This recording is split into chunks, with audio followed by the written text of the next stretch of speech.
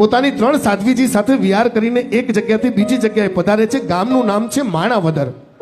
અને ત્યાં કેટલાક અસામાજિક તત્વો મસ્તી કરી રહ્યા હતા.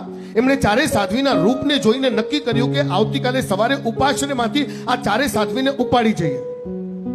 વહેલી સવારના પરમ પૂજનીય ગંગાબાઈ મહાસતીજી પોતાની શિષ્યાઓ સાથે છે ને પોતે સવારના ઉઠીને સાધનામાં છે. જ્ઞાની આત્મા હતા.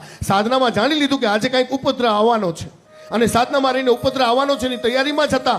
સાધના પૂરી થઈ, બરાબર બારીની બહાર નજર ગઈ તો 4 અસામાજિક તત્વો દેખાયા કે આ લોકો કંઈક અલગ વિકૃત કરવાના છે.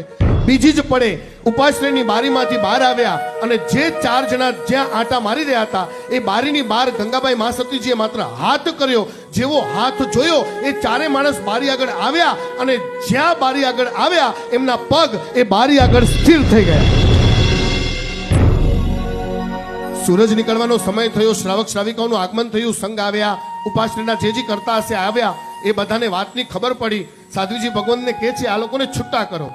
તો કે પહેલા વચન લો, આજ પછી કોઈને પણ તકલીફ આપશે નહીં. એ 4 અસામાજિક તત્વોએ હાથ જોડી ગુરુની મૈયાની માફી માંગી. અમે કોઈને તકલીફ નહીં આપીએ, કૃપા કરી અમને મુક્ત કરો.